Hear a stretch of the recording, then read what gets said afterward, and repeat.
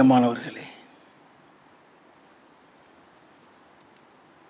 இயேசு கிறிஸ்துவின் நாமத்தில் உங்கள் அனைவரையும் வாழ்த்துகின்றேன். மறுபடியும் இந்த யூடியூப் மூலமாக உங்களை சந்திப்பதில் மிக்க மகிழ்ச்சி அடைகின்றேன். ஆண்டவருடைய வார்த்தையை கேட்கும்படியாக அவளோடு வந்து அமர்ந்திருக்கிற உங்கள் அனைவரையும் தேவனாகிய கர்த்தர் இயேசு கிறிஸ்துவினுடைய வருகைக்கு உங்களை ஆயத்தப்படுத்துவாராக. நம்முடைய ஒவ்வொரு அவயவமும் எவ்வளவு பரிசுத்தமாய் இருக்க வேண்டும் என்றும், ஒவ்வொரு அவயவத்தின் மூலம் எப்படி முழு சரீரமும் பாவத்திற்குள்ளாக்கப்படுகிறது, கரைப்படுத்தப்படுகிறது, பரிசுத்தத்தை இழக்கிறது, இவை எல்லாவற்றையும் நாம் தியானித்தோம். தேவனாகிய கர்த்தர் இயேசு கிறிஸ்துவின் வருகைக்கு நாம் எப்படி பரிசுத்தமாய் இருக்க வேண்டும் என்பதை குறித்து பல வேத வசனங்கள் மூலமாக நமக்கு விளக்கி சொல்லிக் கொடுத்து கொண்டே வருகிறார். இயேசு கிறிஸ்துவினுடைய வருகைக்கு தேவன் எதிர்பார்க்கும் பரிசுத்தத்தை வேத வசன அடிப்படையில் நாம் தியானித்துக் கொண்டிருக்கிறோம், அறிந்து கொண்டிருக்கின்றோம். அந்த பாதையில் நடக்க தேவனாகிய கர்த்தர் நமக்கு கிருபை செய்ய வேண்டும். இப்பொழுது நம்முடைய சரீரமானது தேவனுடைய ஆலயமாயிருக்கிறது என்றும், தேவனுடைய ஆவியானவர் நமக்குள் எப்படி வாசமாய் இருக்கிறார் என்பதையும், இயேசு கிறிஸ்துவினுடைய இரகசிய வருகைக்கு ஆவியானவர் நம்மளை எப்படி ஆயத்தப்படுத்தி மறுரூபமாக்குவார் என்பதையும் தியானிக்க போகின்றோம். நமக்குள் தேவனுடைய ஆவி வாசமாய் இருப்பதின் முக்கியத்துவத்தை நாம் அறிந்து கொள்ள வேண்டும். 1 கொரிந்தியரின் புஸ்தகம் 3வது அதிகாரம் 16வது 17வது வசனங்கள். நீங்கள் தேவனுடைய ஆலயமாய் இருக்கிறீர்கள் என்றும், தேவனுடைய ஆவி உங்களில் வாசமாய் இருக்கிறார் என்றும் அறியாதிருக்கிறீர்களா? ஒருவன் தேவனுடைய ஆலயத்தை கெடுத்தால் அவனை தேவன் கெடுப்பார். தேவனுடைய ஆலயம் பரிசுத்தமாய் இருக்கிறது, நீங்களே அந்த ஆலயம். நல்லா கவனிக்க வேண்டும். நீங்கள் தேவனுடைய ஆலயமாய் இருக்கிறீர்கள் என்றும், தேவனுடைய ஆவி உங்களில் வாசமாய் இருக்கிறார் என்றும் அறியாதிருக்கிறீர்களா என்று எழுதப்பட்டிருக்கிறதே. இந்த வசனம் தேவனுடைய ஆவியானவர் நமக்குள் வாசமாய் இருக்கிற காரியத்தை தெரியப்படுத்துகின்றது. தேவனுடைய ஆவியானவர் நமக்குள் வாசமாய் இருப்பாரேயானால் நாம் எவ்வளவு பரிசுத்தமாய் தேவனுக்கு பயந்தவர்களாய் இருக்க வேண்டும் என்பதை நாம் அறிந்து கொள்ள வேண்டும். ஒருவன் தேவனுடைய ஆலயத்தை கெடுத்தால் அவனை தேவன் கெடுப்பார். தேவனுடைய ஆலயம் பரிசுத்தமாக இருக்கிறது, நீங்களே அந்த ஆலயம் என்று எழுதப்பட்டிருக்கிறதே. அப்படி என்றால் தேவன் நமக்குள் வாசமாக இருக்கிறபடியினால் நாம் எவ்வளவு பரிசுத்தமாக இருக்க வேண்டும் என்பதையும், ஆலயமாகிய சரீரத்தை பரிசுத்த குலைச்சலாக்கும் பொழுது தேவன் எவ்வளவு வேதனைப்படுகிறார் அல்லது கோபப்படுகிறார் என்பதை விளக்கவே, ஒருவன் தேவனுடைய ஆலயத்தை கெடுத்தால் அவனை தேவன் கெடுப்பார் என்று எழுதப்பட்டிருக்கிறது. அப்படி என்றால் இயேசு கிறிஸ்துவனுடைய வருகைக்கு நம்மளை ஆயத்தப்படுத்த வேண்டுமானால் நாம் எவ்வளவு பரிசுத்தமாக இருக்க வேண்டும் என்பதை அறிந்து கொள்ள வேண்டும். 1 கொரிந்தியரின் புஸ்தகம் 6வது அதிகாரம் 19வது 20வது வசனங்களை வாசிக்க கேட்போம். உங்கள் சரீரமானது நீங்கள் தேவனாலே பெற்றதும் உங்களில் தங்கியும் இருக்கிற பரிசுத்த ஆவியினுடைய ஆலயமாய் இருக்கிறதென்றும் நீங்கள் உங்களுடையவர்கள் அல்லவென்றும் அறியீர்களா? கிரயத்துக்கு கொல்லப்பட்டீர்களே, ஆகையால் தேவனுக்கு உடையவர்களாகிய உங்கள் சரீரத்தினாலும் உங்கள் ஆவியினாலும் தேவனை மகிமைப்படுத்துங்கள். நல்லா கவனிக்க வேண்டும். இந்த வசனத்தின் முக்கியத்துவத்தை நாம் அறிந்து கொள்ள வேண்டும். உங்கள் சரீரமானது நீங்கள் தேவனாலே பெற்றும் உங்களில் தங்கியும் இருக்கிற பரிசுத்த ஆவியினுடைய ஆலயமாய் இருக்கிறது என்றும் நீங்கள் உங்களுடையவர்கள் அல்ல என்றும் அறியீர்களா? கிரயத்திற்கு கொல்லப்பட்டீர்களே என்று எழுதப்பட்டிருக்கிறது. நல்லா கவனிக்க வேண்டும். இந்த வசனத்தின் ஆழத்தை தெரிந்து கொள்ள வேண்டும். என்றைக்கு நாம் ரட்சிக்கப்படுகின்றோமோ, என்றைக்கு இயேசு கிறிஸ்துவினுடைய இரத்தத்தினால் கழுவப்படுகிறோமோ, என்றைக்கு நம்முடைய பாவங்கள் எல்லாம் மன்னிக்கப்படுகிறதோ, அன்றைக்கே நாம் பரிசுத்தவான்கள், பரிசுத்த வாட்டிகள் என்று அழைக்கப்படுகிறோம். நல்லா கவனிக்க வேண்டும். We are saints when we are washed by the blood of Jesus Christ. அப்படி இரத்தத்தினால் நீ கழுவப்பட்டுட்டாய் என்றாலே நீ பரிசுத்தவான், நீ பரிசுத்தவாட்டி. நமக்காக அவர் பாடுகளை அனுபவித்து இரத்தம் சிந்தி மரித்து உயிர்த்தெழுந்தார் என்றால் அந்த இரத்தத்தின் மூலமாக நம்மை கிரயத்திற்கு வாங்கியிருக்கிறார். ஆகவே நாம் நம்முடையவர்கள் அல்ல, தேவனுடையவர்கள். ஆகவே தேவனுடைய ஆவியானவர் நமக்குள் வந்து வாசம் செய்கிறார், நமக்குள் இருந்து நம்மை ஆளுகை செய்கிறார். நல்லா கவனிக்க வேண்டும். தேவனுடைய ஆவியானவர் நமக்குள் தங்கி இருந்து வாசம் செய்கிற அனுபவம் வேறு, பரிசுத்த ஆவியானவர் மூலம் நமக்கு கொடுக்கிறதான அபிஷேகம் வேறு.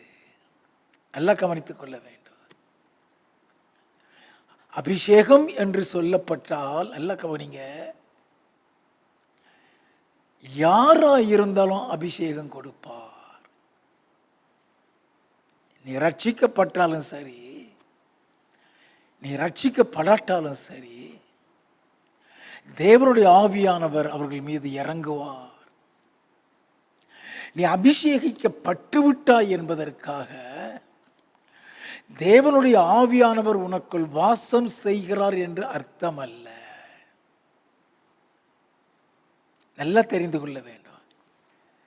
இன்றைக்கு நான் சொல்லிக் கொடுக்க போகிற காரியமே, எதற்காக ஆவியானவர் நமக்குள் வந்து வாசம் செய்கிறார், எதற்காக ஆவியானவர் பரிசுத்த ஆவியானுடைய அபிஷேகத்தை நமக்கு கொடுக்கிறார், இந்த ரெண்டு வித்தியாசங்களையும் நாம் தெரிந்து கொள்ள வேண்டும்.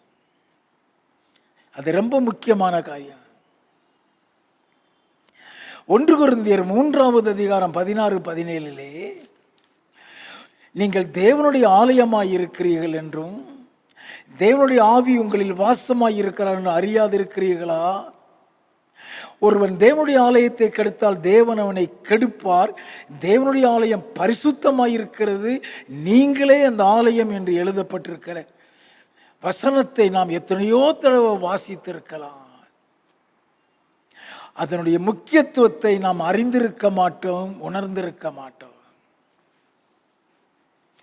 இந்த வசனம் எத்தனை முக்கியத்துவம் வாய்ந்தது என்பதை நாம் அறிந்து கொள்ள வேண்டும். நமக்குள் வந்து பரிசுத்த ஆவியானவர் வாசம் செய்கிறாரே, அவர் நம்மோடு வந்து வாசம் செய்கிற அந்த அனுபவம் நம்மை முத்திரிக்கிறதான ஒரு அனுபவம். நல்லா கவனித்துக் கொள்ள வேண்டும். மீட்கப்படுகிற நாளுக்காக தேவன் நம்மை முத்திரிக்கிறார் அவருடைய பரிசுத்த ஆவியினார். When you are sealed by the Holy Spirit, நீ ஆவியானவரால் பரிசுத்த ஆவியானவர் முத்திரிக்கப்பட்டு விட்டாய் என்றால் உனக்குள் ஆவியானவர் தங்கி இருக்கிறார் என்று அர்த்தம். எபேசியரின் புஸ்தகம் 4வது அதிகாரம் 30வது வசனத்தை நாம் வாசித்து பார்ப்போமேயானால், அன்றியும் மீட்கப்படுகிற நாளுக்கு முத்திரையாக பெற்ற பரிசுத்த ஆவியை துக்கப்படுத்தாதிருங்கள் என்று சொல்லப்பட்டிருக்கிறது.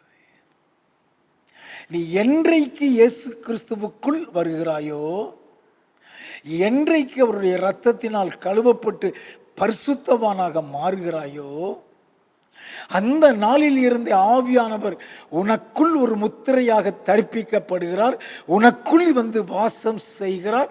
அதனுடைய அடையாளம் இயேசு கிறிஸ்துவுடைய வருகையிலே நீ மீட்கப்பட வேண்டும், நீ எடுத்துக்கொள்ளப்பட வேண்டும்.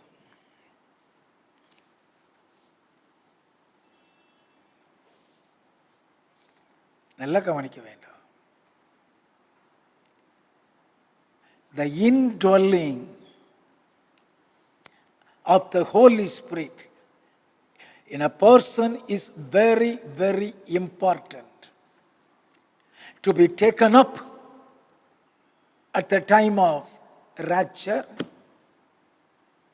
or to be transfigured at the time of rapture. நல்லா கவனிங்க. ஆவியானவர்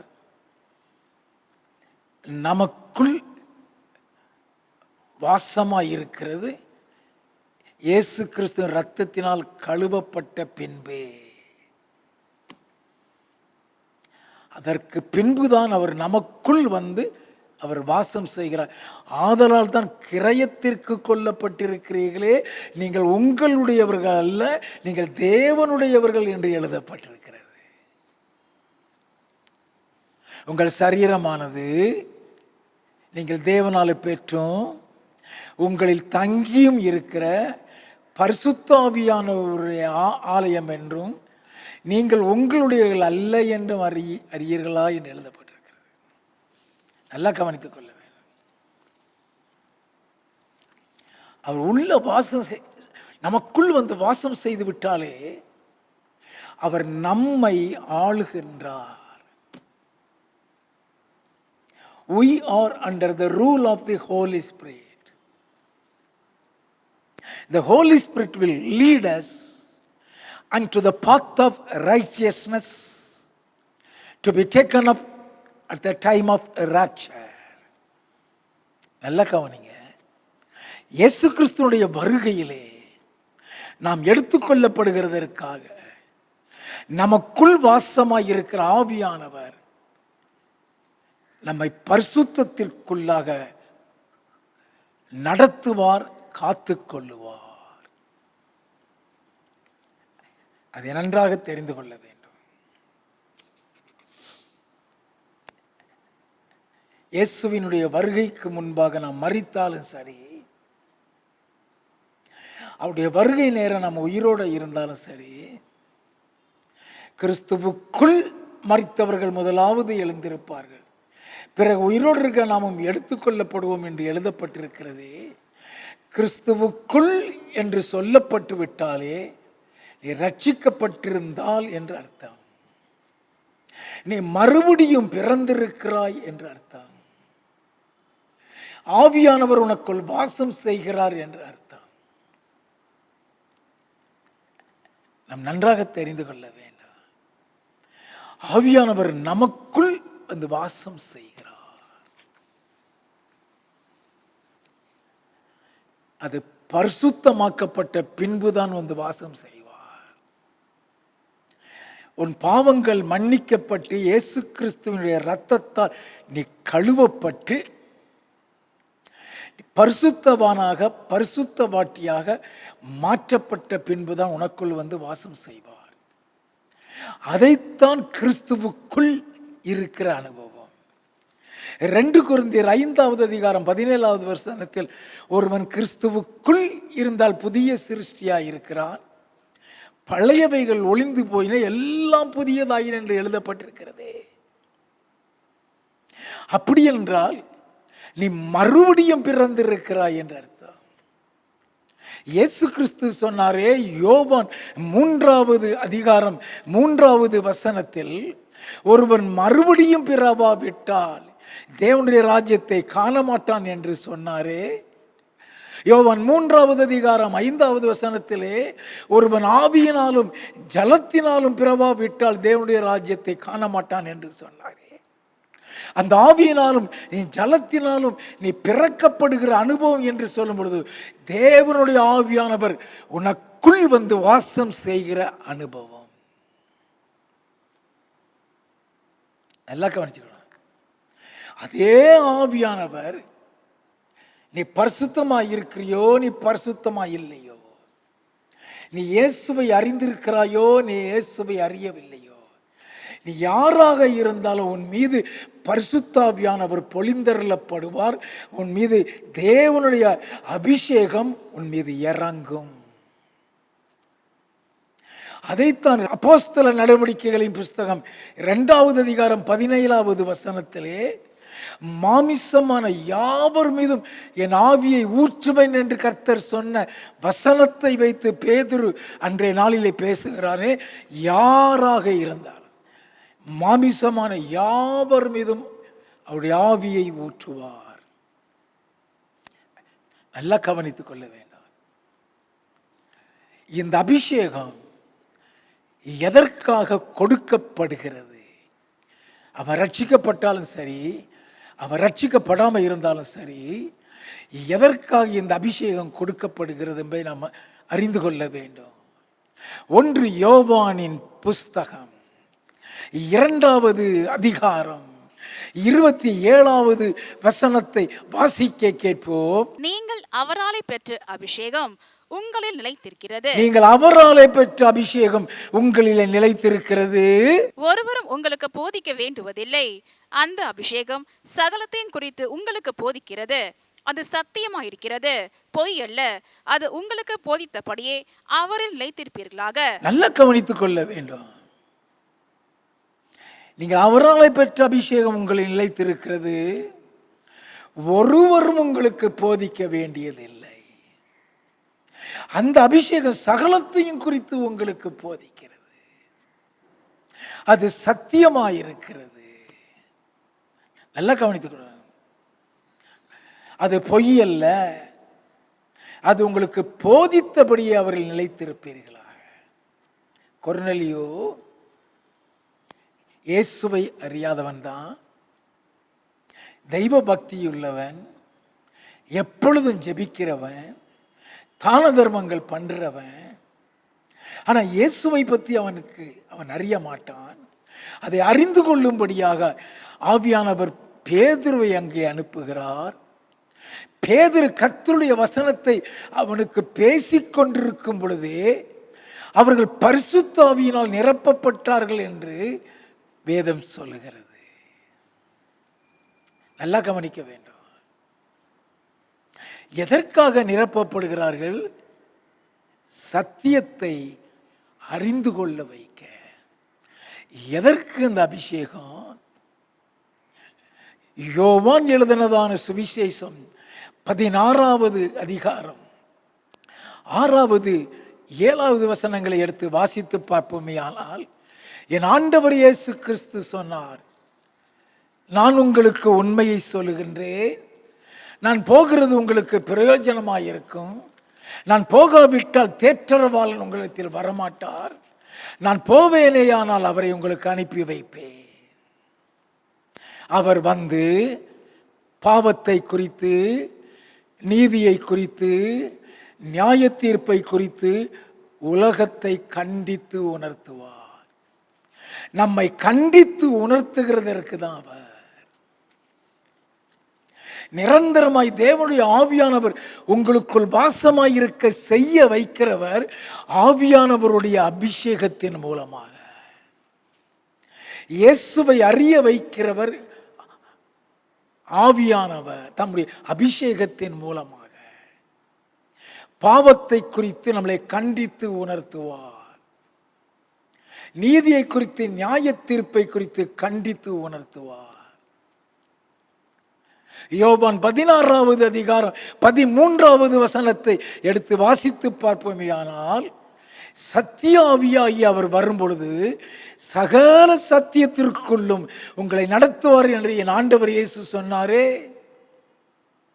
அவர் தம்முடைய சுயமாய் பேசாமல் தாம் கேள்விப்பட்டவைகள் யாவையும் சொல்லி வரப்போகிற காரியங்களை உங்களுக்கு அறிவிப்பார். அவர் என்னுடையதில் எடுத்து உங்களுக்கு அறிவிப்பதினால் என்னை மகிமைப்படுத்துவார் என்று சொன்னாரே. அதற்கு தான் அந்த அபிஷேகம். இயேசுவுக்குள் உங்களை நிலைத்திருக்க செய்ய, சத்தியத்தை அறிய வைக்க, பாவத்தை குறித்து கண்டித்து உணர்த்த இந்த பரிசுத்த ஆவியானவர் தம்முடைய அபிஷேகத்தை உங்கள் மீது ஊற்றி உங்களை வழிநடத்துவார். அவர்தான் உங்களை கிறிஸ்துவுக்குள் பலப்படுத்துவார். எல்லாம் கவனித்துக் கொள்ள வேண்டும். நாம் அதை அறிந்து கொள்ள வேண்டும். அதே நேரத்தில் உங்கள் சரீரமானது தேவனுடைய ஆலயமாய் இருக்கிறது என்றும், தேவனுடைய ஆவி உங்களில் வாசமாய் இருக்கிறார் என்றும் அறியாதிருக்கிறீர்களா என்று வேதத்தில் எழுதப்பட்டிருக்கிறதே. நல்லா கவனிக்க வேண்டும். ஒருவன் தேவனுடைய ஆலயத்தை கெடுத்தால் அவனை தேவன் கெடுப்பார். நீங்களே அந்த ஆலயம், தேவனுடைய ஆலயம் பரிசுத்தமாய் இருக்கிறது என்று எழுதப்பட்டிருக்கிறது. நீ பரிசுத்தமாய் இருந்தால் மட்டுமே உனக்குள் வாசம் செய்வார். நல்லா புரிந்து கொள்ள வேண்டும். நீ பரிசுத்தவான்கிறதுக்கு அடையாளம் ஆவியானவர் உனக்குள் வாசம் செய்கிற அனுபவம். அதற்கு பேரு முத்திரிக்கப்படுகிற அனுபவம். உனக்குள் நிரந்தரமா தங்கியிருக்கிறதுக்கு பேர் தான் முத்திரிக்கப்படுகிறது. முத்திரை. முத்திரை என்று சொன்னா ஒரு டாக்குமெண்ட்டை முத்திரை செய்கிறாங்க. எந்த டாக்குமெண்ட் முத்திரிக்கப்படாவிட்டால் அது செல்லாது, செல்லுபடியாகாது. நல்ல கவனிங்க. Any document, it will be registered in the register office only after having been sealed upon the documents with a signature. எந்த டாக்குமெண்ட்டும் சீல் வைக்காவிட்டால் ரெஜிஸ்டர் பண்ணப்பட மாட்டாது. அதே மாதிரி பரிசுத்த ஆவியானவர் உனக்குள் வந்து தங்கி வாசமாய் இருக்காவிட்டால் நீ முத்திரிக்கப்படவில்லை என்று அர்த்தம். அப்படி வருகையிலே போக முடியாது. அவருடைய வருகையிலே நீ போக வேண்டுமானால் பரிசுத்த ஆவியானவரால் முத்திரிக்கப்பட்டிருக்க வேண்டும். பரிசுத்த ஆவியானவர், தேவனுடைய ஆவியானவர் உனக்குள் வாசகமாய் இருக்க வேண்டும். அதைத்தான் இந்த வசனங்களிலே நாம் பார்த்தோம். மீட்கப்படுகிற நாளுக்காக முத்திரையாக பெற்ற பரிசுத்த ஆவியை துக்கப்படுத்தாதீர்கள் என்று சொல்லப்பட்டிருக்கிறதே. அப்படி என்றால் ஆவியானவர் உனக்குள் வாசம் செய்யும் பொழுது அவர் துக்கப்படும்படியாக நீ நடக்கவே கூடாது. அவரை இழந்து விடவே கூடாது.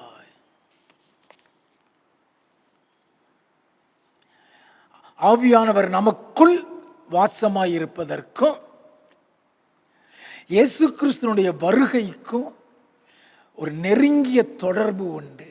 நல்ல கவனிங்க.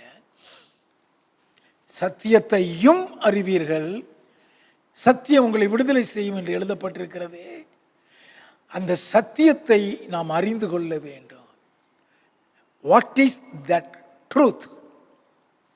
அந்த சத்தியம் என்ன? இயேசு கிறிஸ்துவினுடைய வருகைக்கும்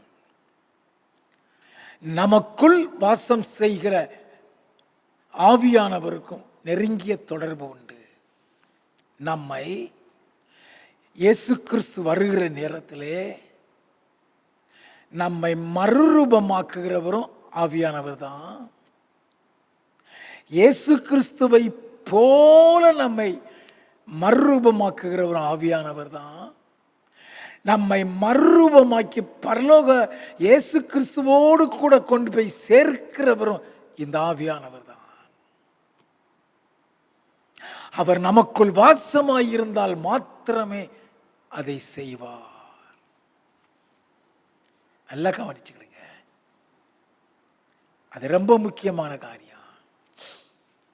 1 கொரிந்தியரின் புஸ்தகம் 15வது அதிகாரம் 51வது 52வது வசனங்களை வாசிக்க கேட்போம். இதோ ஒரு ரகசியத்தை உங்களுக்கு அறிவிக்கிறேன்.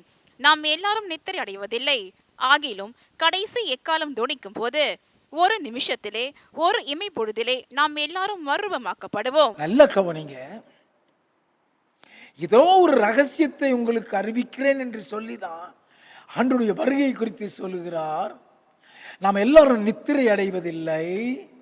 ஆகிலும் கடைசி காலம் தொனிக்கும் போது ஒரு நிமிஷத்திலே ஒரு இமைப்பொழுதிலே நாம் மறுரூபமாக்கப்படுவோம் என்று உயிரோடு இருக்கிறவர்களை குறித்து சொல்லுகிறார்.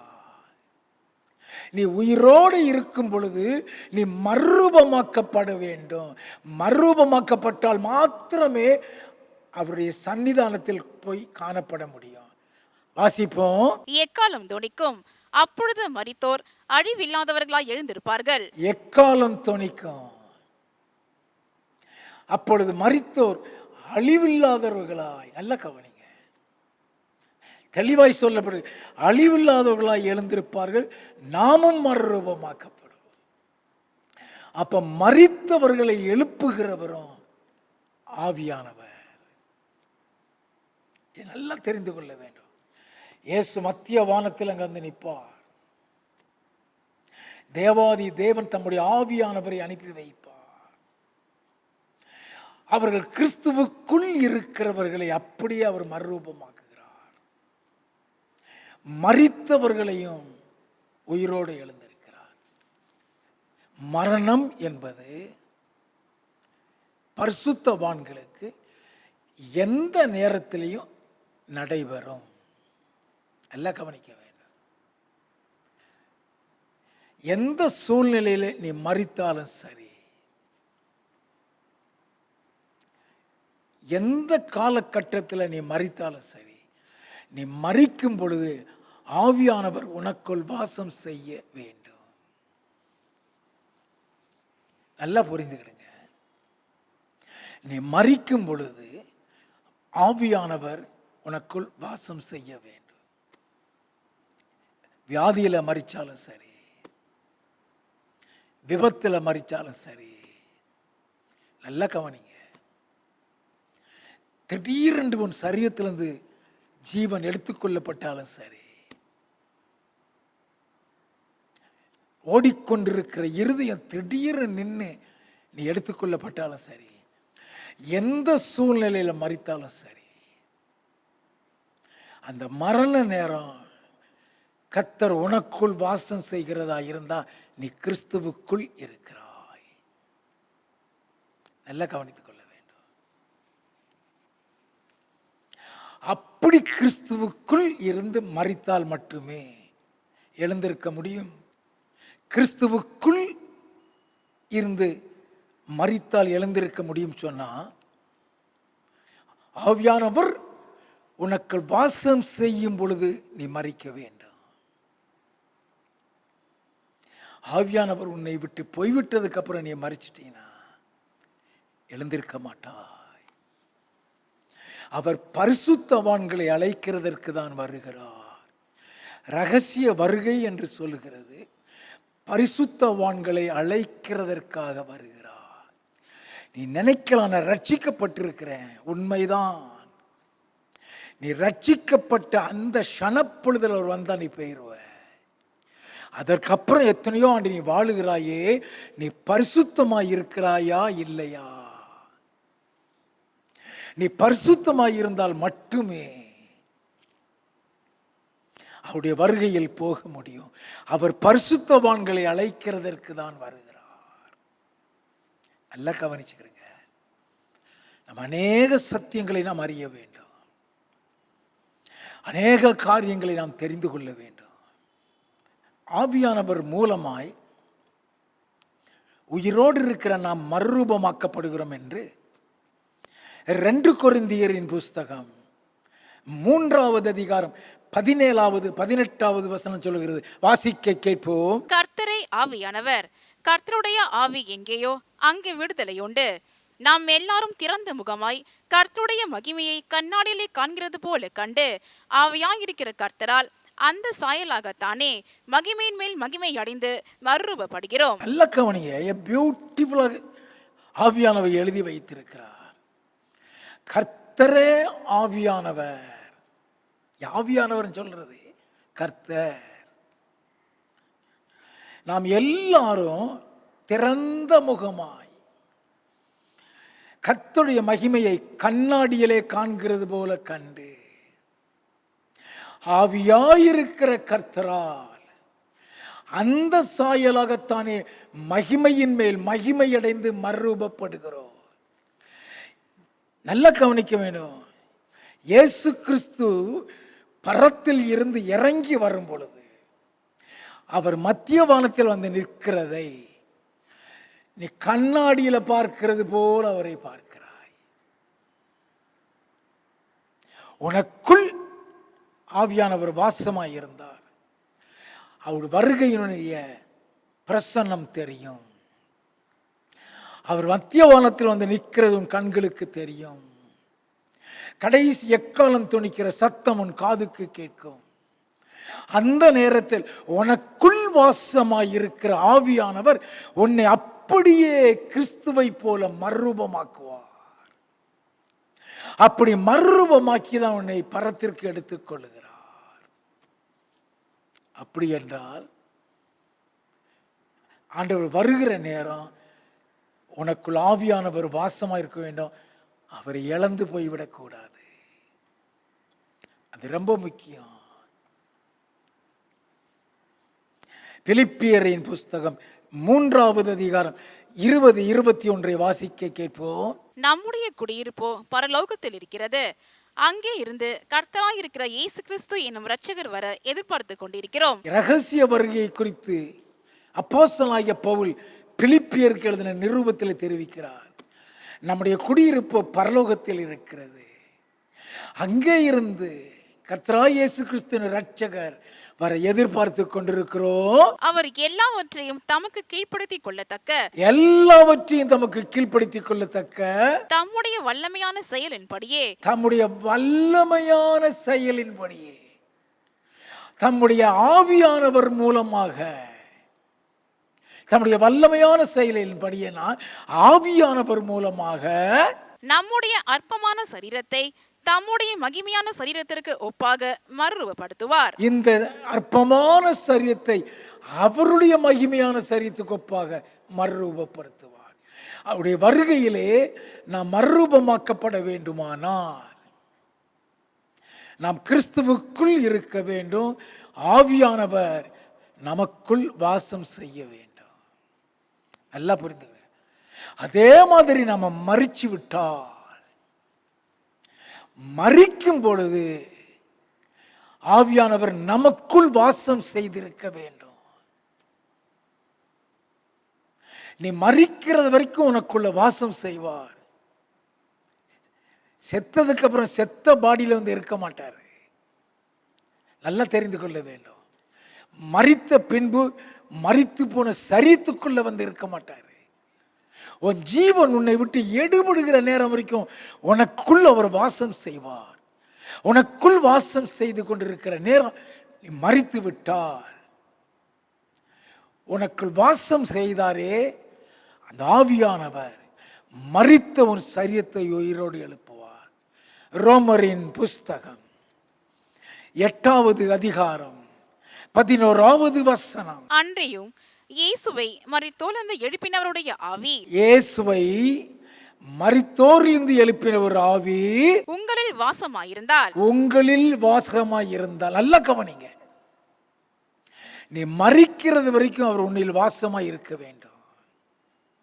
உங்களில் வாசமாயிருந்தால், கிறிஸ்துவை மரித்தோரிலிருந்து எழுப்பினவர், கிறிஸ்துவை மரித்தோரிலிருந்து எழுப்பினவர் உங்களில் வாசமாய் இருக்கிற தம்முடைய ஆவியினாலே சாவுக்கு ஏதுவான உங்கள் சரீரங்களையும் உயிர்ப்பிப்பார். அவரும் சாவுக்கு ஏதுவாக இருக்க உன் சரீரத்தை உயிர்ப்பிப்பார் என்று சொன்னால், நீ உயிரோடு இருக்க வரைக்கும் உண்ட வாசமாய் இருந்தார்னா, நீ மரித்து போன பின்பு உன் சரீரத்தை உயிர்ப்பிப்பார். நல்லா கவனிங்க,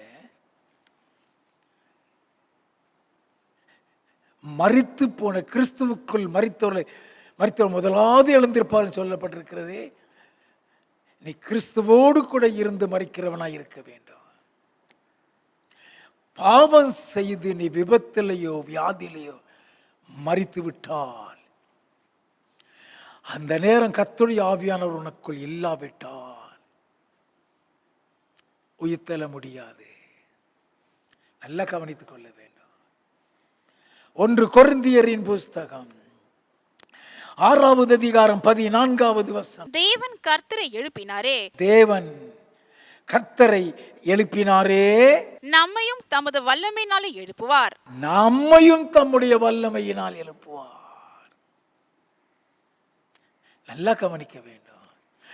மரித்து போன இயேசுனுடைய சரீரத்தை எப்படி ஆவியானவர் எழுப்பினாரோ, அதே மாதிரி மரித்து போயிருக்கிற நம்முடைய சரீரத்தையும் அவருடைய வருகையிலே அவர் உயிர்ப்பிப்பார்.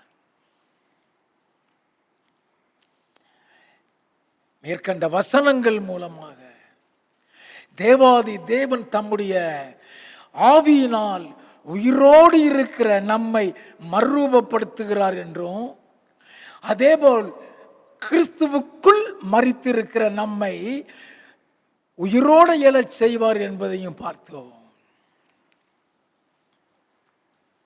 இயேசு கிறிஸ்துவனுடைய ரகசிய வருகையில் மத்திய வானத்தில் இயேசு வந்து நிற்பார். நல்லா கவனிங்க, நீ மறுரூபமாக்கப்பட்டிருக்கலாம்,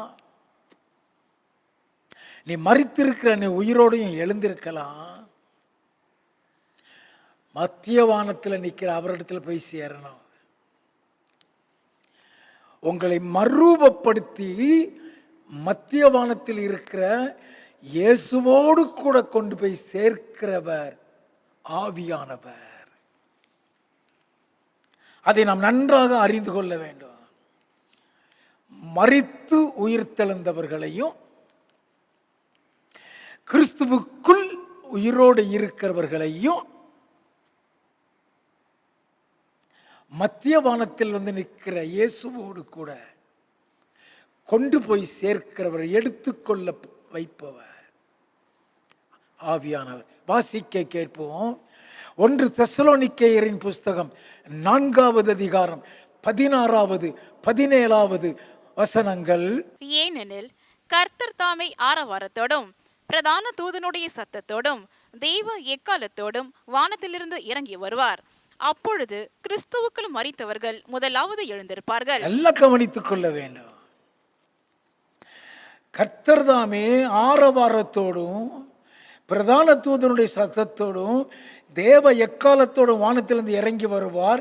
அப்பொழுது கிறிஸ்துவுக்குள் மரித்தவர்கள் முதலாவது எழுந்திருப்பார்கள். பின்பு உயிரோடு இருக்கும் நாமும் பின்பு உயிரோடு இருக்கிற நாமும் கர்த்தருக்கு எதிர்கொண்டு போக மேகங்கள் மேல் அவர்களோட கூட ஆகாயத்தில் எடுத்துக்கொள்ளப்பட்டு மேகங்கள் மேல் அவர்களோடு கூட ஆகாயத்தில் எடுத்துக்கொள்ளப்பட்டு, அப்படின்னா அவர்களையும் உயிரோடு இருக்கிறவர்களையும் மறுரூபமாக்கி இயேசுவிடத்திலே கொண்டு சொல்லுகிறவர். வேதம் சொல்லுகிறது,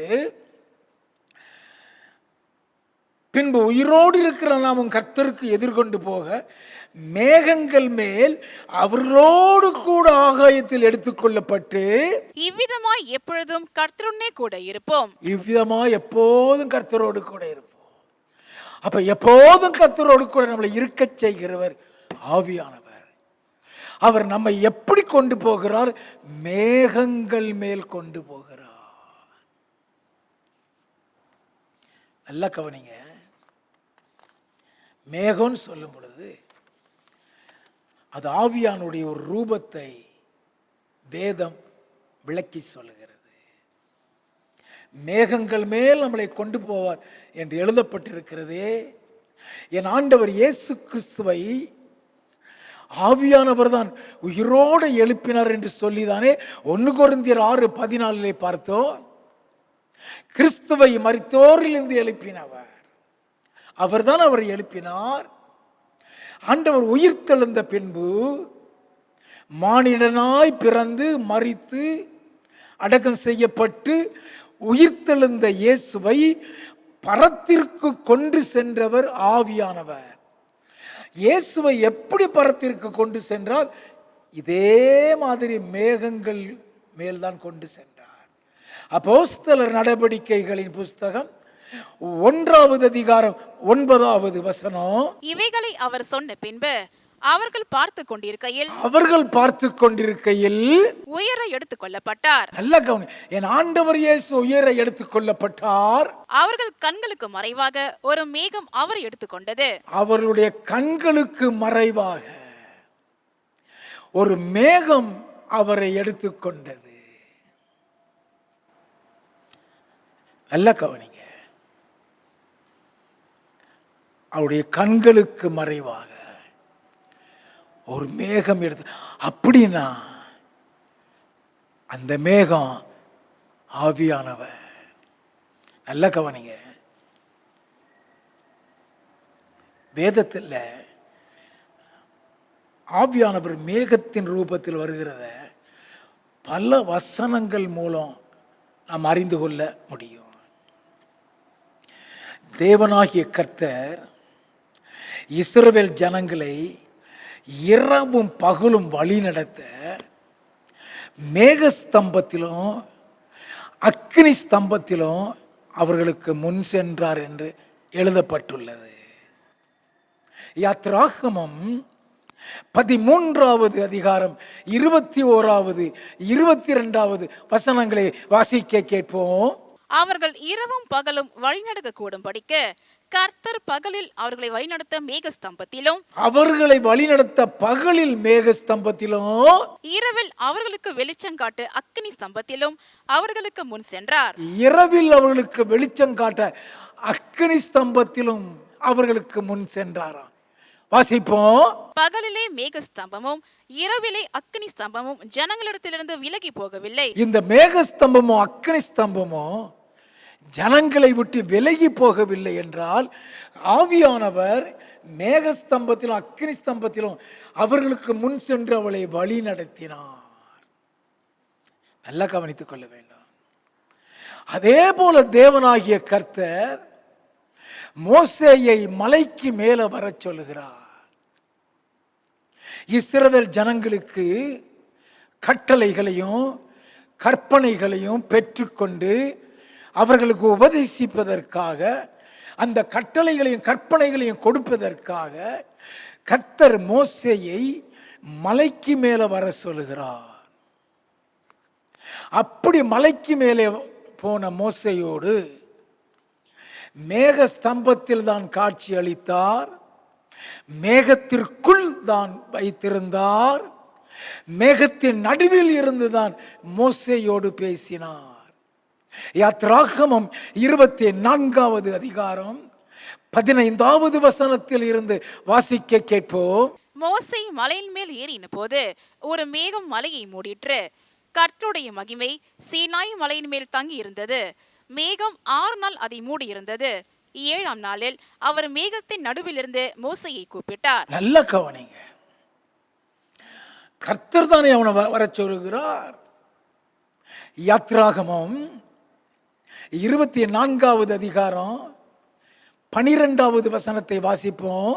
அப்பொழுது கர்த்தர் மோசையை நோக்கி, நீ மலையின் மேல் என்னிடத்திற்கு ஏறி வந்து அங்கே இரு. ஆண்டவர் சொல்லுகிறார், நீ மலையின் மேலே ஏறி வந்து அங்க இரு.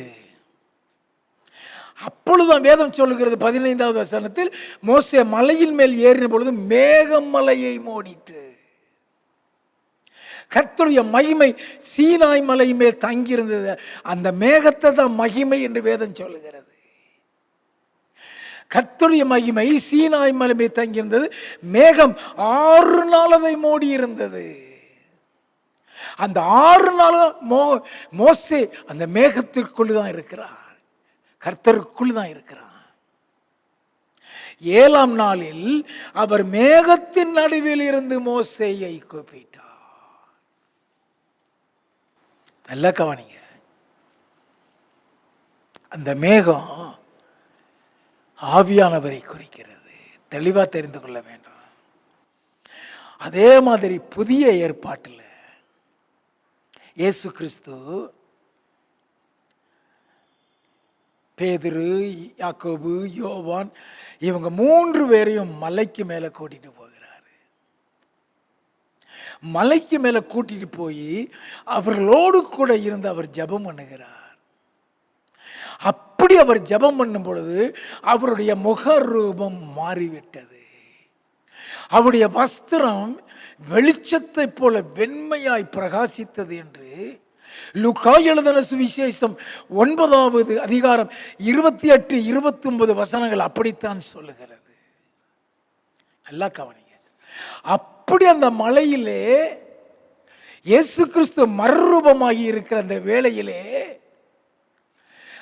எலியாவும் மோசேயும் இயேசுவோடு கூட வந்து பேசிக்கொண்டிருக்கிறவர்களாக மகிமையிலே அவர்களுக்கு காணப்படுகிறார்கள்.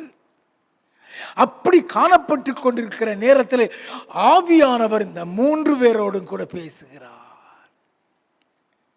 லூக்கா 9வது அதிகாரம் 34, 35 வசனங்கள். இப்படி அவன் பேசுகையில் ஒரு மேகம் வந்து அவர்கள் மேல் நிழலிட்டது. இப்படி அவன் பேசுகையில் ஒரு மேகம் வந்து அவர்கள் மேல் நிழலிட்டது. அவர்கள் அந்த மேகத்துக்குள் பிரவேசிக்கையில் சீஷர்கள் பயந்தார்கள். அப்பொழுது இவர் என்னுடைய நேசகுமாரன், இவர் என்னுடைய நேசகுமாரன், இவருக்கு செவி கொடுங்கள் என்று மேகத்திலிருந்து ஒரு சத்தம் உண்டாயிற்று. மேகத்தில் இருந்து சத்தம் உண்டாயிற்று. நல்ல கவனிங்க. Very important. ஆவியானவரை குறித்து நாம் இன்னைக்கு அறிந்து கொண்டிருக்கிறோம். நம்மை மறுரூபப்படுத்துகிறது மாத்திரமல்ல, கிறிஸ்துவுக்குள் மரித்தவர்களை உயிரோடு எழுப்புறது மாத்திரமல்ல, ஆவியானவர் மேகத்தின் மூலம் நம்மை பரத்திற்கெடுத்து சென்று இயேசு கிறிஸ்துவோடு கூட மத்திய வானத்தில் இருக்க அவரோடு கூட கொண்டு போய் விடுகிறார். நான் தெளிவாக பார்த்தோமே, இயேசு கிறிஸ்துவுடைய ரகசிய வருகையில் ஆவியானவர் எப்படி மரித்தவர்களை உயிரோடு எழுப்புகிறார் என்றும், உயிருடன் இருப்பவர்களை எப்படி மறுரூபப்படுத்துகிறார் என்றும், பின்பு எப்படி நம்மளை மேகங்கள் மேல் எடுத்துக்கொண்டு இயேசு கிறிஸ்துவை கொண்டு போய் விடுகிறார் என்றும் வேத வசனங்கள் மூலம் தெளிவாய் அறிந்து கொண்டோம். அப்படி ஆவியானவர், தேவனுடைய ஆவியானவர் நமக்குள் இருந்து இயேசு கிறிஸ்துவினுடைய வருகையிலே இப்படிப்பட்ட கிரியைகளை நமக்குள் செய்ய வேண்டுமானால் நாம் எப்படிப்பட்ட பரிசுத்த நடக்கையுள்ளவர்களாய் இருக்க வேண்டும் என்பதை அறிந்து கொள்ள வேண்டும்.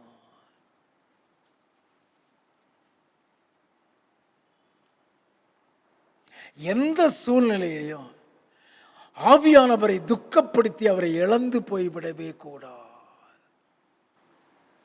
நல்ல கவனிங்க, முக்கியமான காரியம் இது. நான் மறுபடியும் சொல்லுகிறேன், அவர் நமக்குள் வாசமாயிருந்தால் மட்டுமே நாம் பரலோக ராஜ்யத்துக்குள்ள போக முடியும். அவரை இழந்துட்டீங்கன்னா போக முடியாது. இயேசு எப்பொழுது வந்தாலும் சரி, அதற்கு முன்பாக நாம் எப்பொழுது மரித்தாலும் சரி, தேவ ஆவியானவர் நமக்குள் வாசமாய் இருக்க வேண்டும். அவர் நமக்குள் வாசமாய் இருக்கிறதற்கு தான் நம்மிடத்தில் பரிசுத்தத்தை எழுதி பார்க்கிறார். நல்ல கவனிங்க, நமக்குள் வாசமாய் இருக்கிறதற்கு தான் பரிசுத்தத்தை எதிர்பார்க்கிறார்.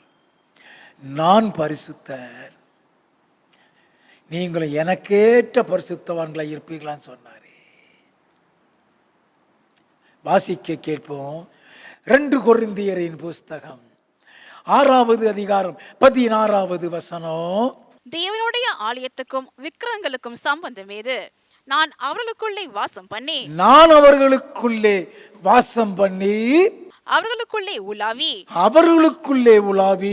அவர்கள் தேவனாயிருப்பேன் அவர்கள் என் ஜனங்களாயிருப்பார்கள் என்று தேவன் சொன்னபடி நீங்கள் ஜீவனுள்ள தேவனுடைய ஆலயமாய் இருக்கிறீர்களே. என்ன அருமையானவர் சொல்லுகிறார். நீங்கள் தேவனுடைய ஆலயமாய் இருக்கிறீர்கள் என்றும் தேவனுடைய ஆவி உங்களில் வாசமாய் இருக்கிறார் என்றும் அறியாதிருக்கிறீர்களா என்று வாசித்தோமே 1 கொரிந்தியர் 3:16.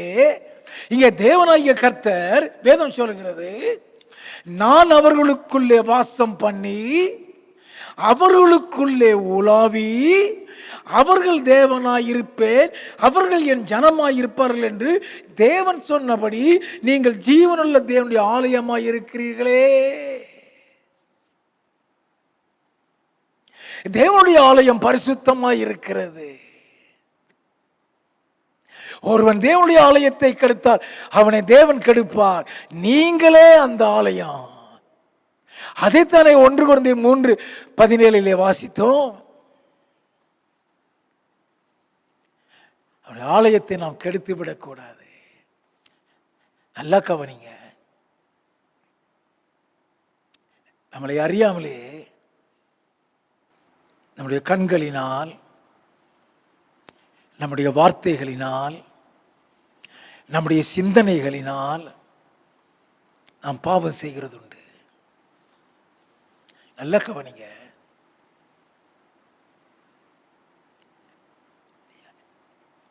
ஒவ்வொரு நாளும் கர்த்தருக்குள் வளருகிற நாள் தான் ஆண்டவர் எதிர்பார்க்கிற பரிசுத்தத்துக்குள் நம்மை கொண்டு செல்லுவார். நல்ல கவனிங்க, நம்மளை அறியாம டக்குன்னு போய் வந்துடும்.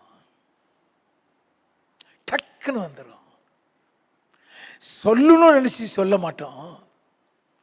அந்த நேரத்தில் அந்த பொய்யை சொல்லக்கூடிய ஒரு சூழ்நிலை வருது, டக்குன்னு சொல்லிடுறோம். சொன்ன உடனே பொய் சொல்லிட்டோமே நம்ம இருதய பாதிக்குது. பார்த்தீங்களா? அது ஆவியானவர் உள்ள கடந்து செய்கிறார். நல்ல கவனிங்க, யாரையாவது பத்தி பேசிடுறோம்.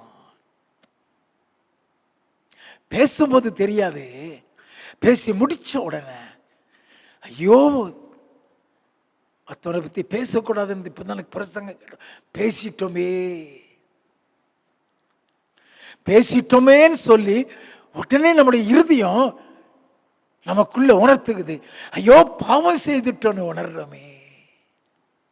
அதை அந்த உணர்வை நமக்குள்ள கொடுக்கிறவர் பரிசுத்த ஆவியானவர். அவர் உள்ள கடந்துட்டு நம்ம சின்ன சின்ன தப்பு செய்யும் பொழுதெல்லாம் ஞாபகப்படுத்திடுவார். நல்ல கவனிங்க, அப்படின்னா நாம ஏன் வருத்தப்படுறோம்? ஏன் நம்ம உணர்த்தப்படுறோம்? நம்ம தப்புங்கிறது ஏன் நமக்கு தெரியுதுன்னு சொன்னா, அவர் நமக்குள்ள வாசமா இருக்கிறதுனால அவர் துக்கப்படுகிறாரு. We are grieving the Holy Spirit. நல்லா கவனிங்க. உடனே தேவ சமூகத்திலே, ஆண்டவரே என்னை மன்னியா, ஐயோ பொய் சொல்லி விட்டேனே, ஐயோ அவர்கள் விரோதமாய் பேசி விட்டேனே, ஐயோ தீமையானதை பார்த்து விட்டேனே. உடனடியாக நம்முடைய பாவத்தை அறிக்கை செய்து நம்மை சுத்திகரிக்கணும், நம்மை சுத்தம் செய்ய வேண்டும். ஏன்னா உள்ளுக்குள்ள வாசமாய் இருக்கிறாரு. 2 கொரிந்தியரின் புஸ்தகம் 7வது அதிகாரம் 1வது வசனத்தை வாசிப்போம். இப்படிப்பட்ட வாக்குத்தத்தங்கள் நமக்கு உண்டாய் இருக்கிறபடியினால், நல்ல கவனிங்க, இப்படிப்பட்ட வாக்குத்தத்தங்கள் நமக்கு உண்டாயிருக்கிறபடி. எப்படிப்பட்ட வாக்குத்தத்தம்? நான் அவர்களுக்குள்ளே வாசம் பண்ணி அவர்களுக்குள்ளே உலாவி அவர்கள் தேவனாய் இருப்பே, அவர்கள் என் ஜனங்களாய் இருப்பார்கள் என்று கர்த்தர் சொன்னாரே. அந்த வாக்குத்தத்தம், இப்படிப்பட்ட வாக்குத்தத்தம் நமக்கு உண்டாயிருக்கிறபடியினால் பிரியமானவர்களே, மாம்சத்திலும் ஆவியிலும் உண்டான எல்லா அசூசியும் நீங்க நம்மை சுத்திகரித்துக் கொண்டு பரிசுத்தமாகுதலை தெய்வ பயத்தோட பூர்ணப்படுத்த கடவோம். Every day is a process of sanctification. Oh children of God, remember, God has given us an option to keep us clean in front of God. That is the process of sanctification. Every day, every moment, whenever we happen to commit any sin, every time we happen to grieve the Holy Spirit who is dwelling in us, right at that moment, right at that time, immediately we have to confess and cleanse ourselves from the blood of Jesus Christ. That is called a process of sanctification. நல்லா தெரிஞ்சுக்கிடுங்க, அதுக்கு பேர் தான் பரிசுத்தமாக்கப்படுகிறது. Everyday அவருடைய சமூகத்தில் போய் அழ வேண்டாம். எவ்வளவு பரிசுத்தமானா இருந்தாலும் சரி, இந்த உலகத்தில் இருக்கிறது வரைக்கும் நம்மள அறியாமலே ஒரு தவறு செய்கிற சூழ்நிலை வரும். அதற்காக தான் ஆண்டவர் ஒரு மகிமையான வசனத்தை எழுதி வைத்திருக்கிறார். இப்படிப்பட்ட வாக்குத்தத்தங்கள் உண்டாயிருக்கிறபடினால் பிரியமானவர்களே, எப்படிப்பட்ட வாக்குத்தத்தங்கள் ஐயா நமக்கு? நான் அவர்களுக்குள்ளே வாசம் பண்ணி அவர்களுக்குள்ளே உலாவி அவர்கள் தேவனாயிருப்பேன், அவர்கள் என் ஜனங்களாயிருப்பார்கள் என்று தேவன் சொன்னபடி நீங்கள் ஜீவனுள்ள தேவனுடைய ஆலயமாயிருக்கிறீர்களே. We are the temple of God. நமக்குள் வாசம் செய்கிறாரே.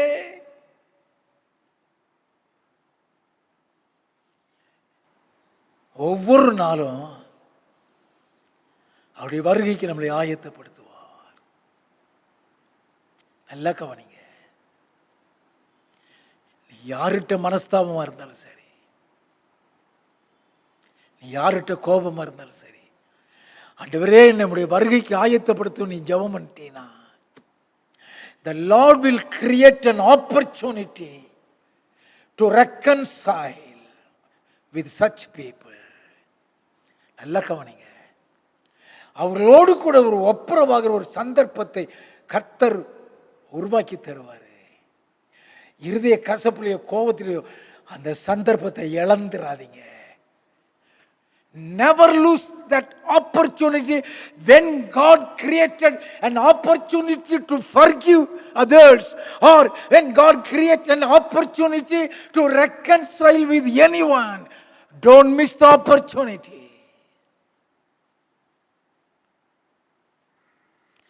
அவருடைய ஆயத்தம் பண்ணுகிறதற்கு அதை செய்வார். எல்லாம் கவனித்துக் கொள்ள வேண்டும். It's very important. இது வெரி இம்பார்ட்டன்ட். நமக்குள் இருந்து நம்மை வழி நடத்துவார். நாம் அதை நன்றாக அறிந்து கொள்ள வேண்டும். அதற்காக தான் ஆண்டவர் 2 கொரிந்தியர் 7:1 நமக்காகவே கொடுத்திருக்கிறார். 1 தெசலோனிக்கேயர் 5:23 வாசித்தோமே, சமாதானத்தின் தேவன் தாமே நம்மை முற்றிலும் பரிசுத்தமாக்குவாராக. உங்கள் ஆவி, ஆத்துமா, உங்கள் சரீரம் அனைத்தும் கர்த்தராகிய இயேசு கிறிஸ்து வரும் பொழுது குற்றமற்றதாக இருக்கும்படி காக்கப்படுவதாக என்று எழுதப்பட்டிருக்கிறதே. சமாதானத்தின் தேவன் தாம் நம்மளை முற்றிலும் பரிசுத்தமாக்குறதற்கு தான் ஒவ்வொரு நாளும் நம்மை சுத்திகரித்து ஜெபிக்க வேண்டும். ஒவ்வொரு நாளும் நம்மளை பரிசுத்தப்படுத்தி ஜெபிக்க வேண்டும். நல்ல கவனிங்க, இட்ஸ் வெரி இம்பார்ட்டன்ட். இதை நாம் தெரிந்து கொள்ள வேண்டும். 1 யோவானின் புஸ்தகம் 3வது அதிகாரம் 3வது வசனத்தை வாசிக்க கேட்போம். அவர் மேல் இப்படிப்பட்ட நம்பிக்கை வைத்திருக்கிறவன் எவனும் அவர் சுத்தமுள்ளவராய் இருக்கிறது போல, அவர் சுத்தமுள்ளவராய் இருக்கிறது போல தன்னையும் சுத்திகரித்துக் கொள்கிறான். தன்னையும் சுத்திகரித்துக் கொள்கிறான். எப்படிப்பட்ட நம்பிக்கை வைத்திருக்கிறவன்? 2வது வசனம், பிரியமானவர்களே, இப்பொழுது தேவனுடைய பிள்ளைகளாய் இருக்கிறோம். இப்பொழுது தேவனுடைய பிள்ளைகளாய் இருக்கிறோம். இனி எவ்விதமாய் இருப்போம் என்று இன்னும் வெளிப்படவில்லை. இனி எவ்விதமாய் இருப்போம் என்று இன்னும் வெளிப்படவில்லை. ஆகிலும் அவர் வெளிப்படும் போது, அவர் வெளிப்படும் பொழுது அவர் இருக்கிற வண்ணமாகவே நாம் அவரை தரிசிப்பதினால், அவர் இருக்கிற வண்ணமாகவே நாம் அவரை தரிசிப்பதினால் அவருக்கு ஒப்பாய் இருப்போம் என்று அறிந்திருக்கிறோம். அவருக்கு ஒப்பாய் இருப்போம். அவர் மேல் இப்படிப்பட்ட நம்பிக்கை வைத்திருக்கிறவனோ அவர் சுத்தமுள்ளவராய் இருக்கிறது போல தன்னையும் சுத்திகரித்துக் கொள்ளுகிறான். எப்போதும் நம்மளை சுத்திகரிக்கிற ஜெபம் இருக்க வேண்டும். நம்மளை பரிசுத்தப்படுத்தி வைப்போமானால் இயேசு வரும் பொழுது அப்படியே போய்விடுவோம். யோவான் எழுதினதான சுவிசேஷம் 14வது அதிகாரம் 23வது வசனம், இயேசு அவனுக்கு பிரதியுத்தரமாக, ஒருவன் என்னில் அன்பாயிருந்தால் அவன் என் வசனத்தை கைக்கொள்ளுவான். அவனில் என் பிதா அன்பாயிருப்பார். நாங்கள் அவனிடத்தில் வந்து அவனோட வாசம் பண்ணுவோம். எப்பொழுதுதான் ஒருவன் என்னிடத்தில் அன்பாயிருந்தா அவன் என் வசனத்தை கை கொள்ளுவான்னு சொன்னாரே, அப்பொழுது நாங்கள் வந்து அவனோடு வாசம் செய்வோம் சொன்னாரே. ஆவியானவரும் இயேசுவும் நமக்குள் வந்து வாசம் செய்ய வேண்டும். அப்படின்னா அவருடைய கட்டளையில் ஒவ்வொன்றுக்கும் நம்ம கீழ்ப்படிய வேண்டும். அவருடைய வருகை வரைக்கும் ஆவியானவர் உனக்குள்ள வாசம் செய்ய வேண்டுமானால் ஒரு கட்டளை மீறாதபடி அவருடைய கட்டளைகள் எல்லாம் கீழ்ப்படிஞ்சினா நமக்குள்ள அவர் வாசம் செய்வார். நம்மளை விட்டு போயிட மாட்டார். ஒருவன் தேவனுடைய ஆலயத்தை கெடுத்தால் அவனை தேவன் கெடுப்பார். தேவனுடைய ஆலயம் பரிசுத்தமா இருக்கிறது. நீங்களே அந்த ஆலயம் என்று சொல்லிதானே 1 கொரிந்தியர் 3வது அதிகாரம் 17வது வசனத்தில் எழுதப்பட்டிருக்கிறது. நல்ல கவனிங்க.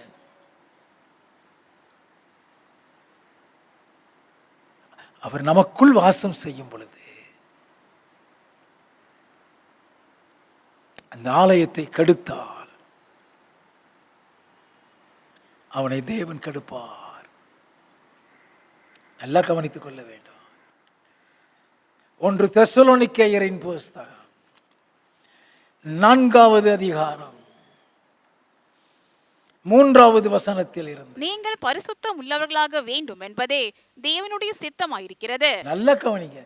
நீங்கள் பரிசுத்தம் உள்ளவர்களாக வேண்டும் என்பதே தேவனுடைய சித்தமாயிருக்கிறது. அந்தபடி நீங்கள் வேசி மார்க்கத்துக்கு விலகி இருந்து தேவனை அறியாத அந்நியானிகளைப் போல மோக இச்சைக்குட்படாமல்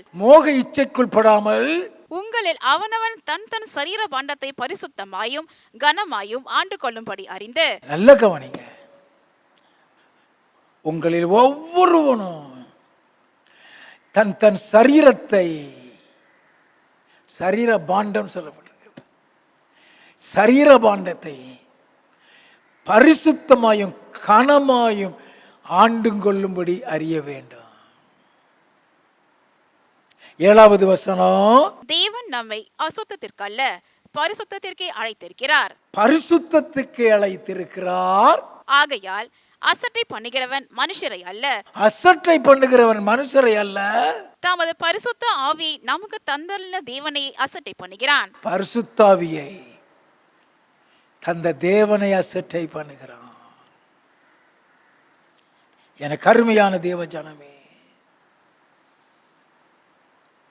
நல்லா கவனிச்சுக்கிடுங்க.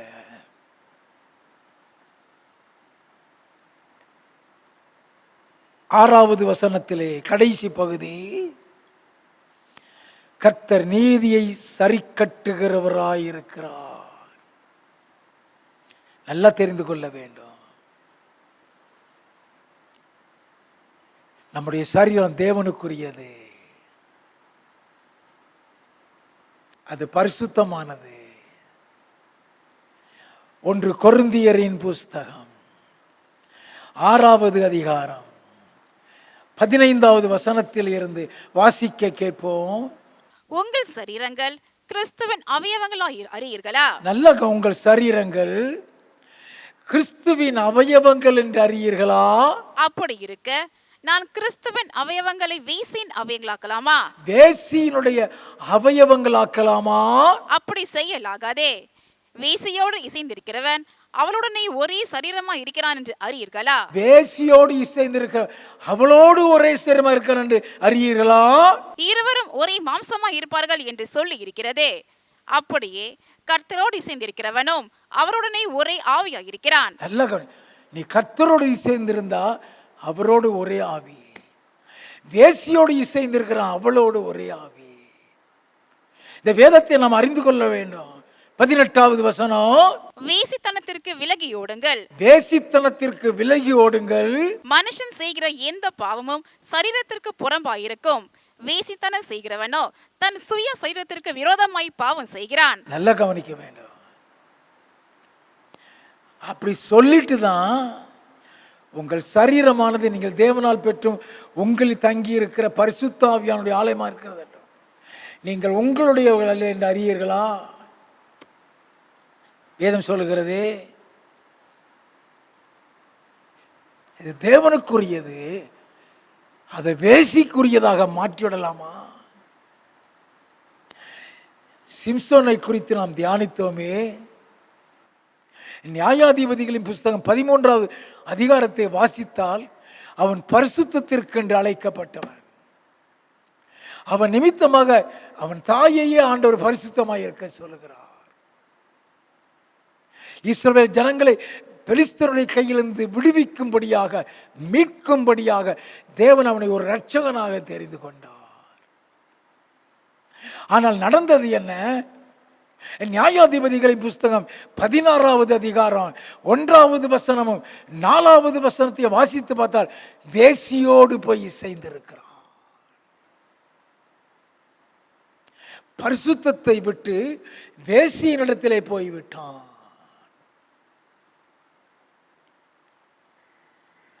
இருபதாவது 21வது வசனத்தை வாசித்தோம்னா கர்த்தருடைய ஆவி அவனை விட்டு விலகினதை அவன் அறியவில்லை. ஒருவன் தேவனுடைய ஆலயத்தை கெடுத்தால் அவனை தேவன் கெடுப்பார் என்று வேதம் சொல்லுகிறதே.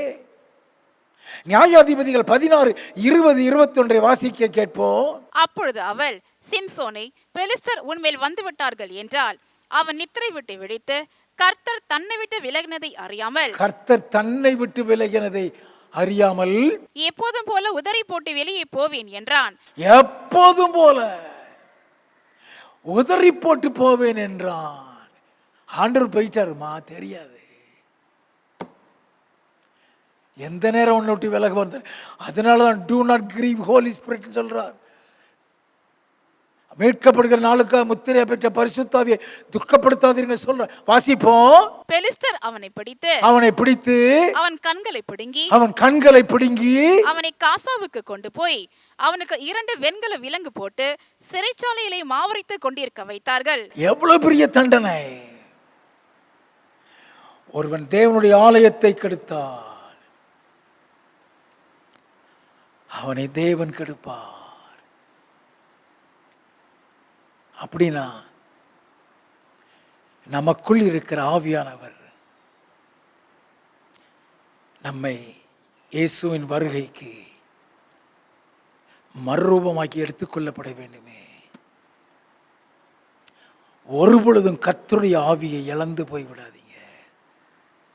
இன்னைக்கு ஆண்டவர் நம்முடைய சரீரம் தேவனுடைய ஆலயமாக இருக்கிறது என்றும், அந்த ஆலயம் எவ்வளவு பரிசுத்தமாக இருக்க வேண்டும் என்றும், அது எவ்வளவு பரிசுத்தமாக இருந்தால் அவர் நமக்குள் வாசம் செய்வார் என்பதை பற்றியும், நமக்குள் வாசம் செய்கிற அந்த ஆவியானவர் வருகையிலே எப்படி நம்மளை எடுத்து செல்வார் என்றும் விளக்கமாக தெளிவாக வேத வசனத்தின் மூலம் நம்மளோடு கூட பேசினார். இன்னும் அவருடைய வருகைக்கு நாம் எப்படியெல்லாம் ஆயத்தமாக வேண்டும். அடுத்த ஞாயிற்றுக்கிழமை இந்த தேவ செய்தி தொடரும். இப்பொழுது உங்களுக்காக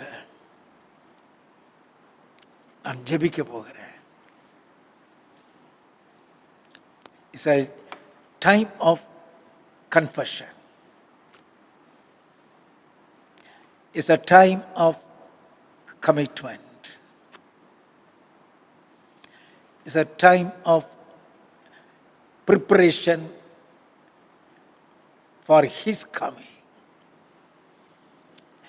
நான் ஜெபிக்க போகிறேன்னு சொன்னா அது அறிக்கையின் ஜெபம், அது ஒப்பு கொடுத்தலின் ஜெபம், அவருடைய வருகைக்கு நம்மளை ஆயத்தப்படுத்துகிற ஜெபம்.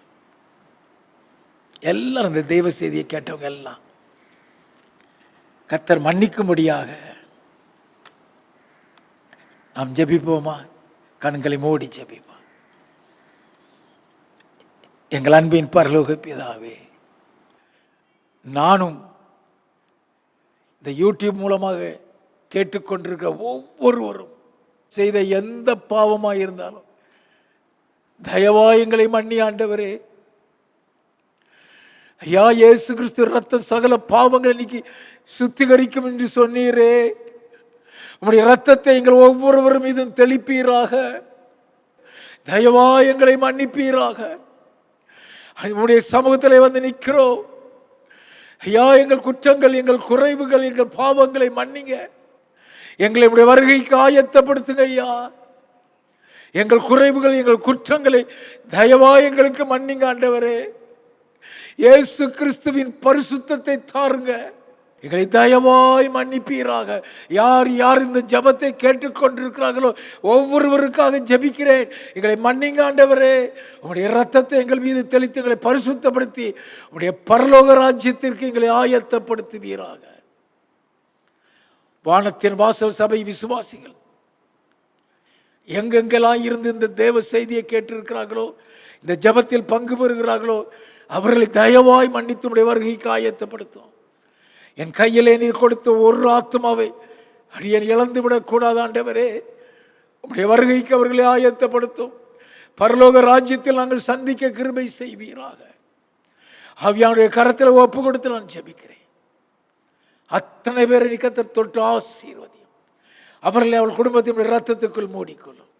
ஒரு தீமை அணுகாதபடி காத்துக்கொள்ளும். இயேசு கிறிஸ்துவின் நாமத்தில் ஜெபிக்கிறேன் பிதாவே. ஆமேன், ஆமேன். God bless you. அடுத்த வாரம் மீண்டும் சந்திப்போம். Praise the Lord.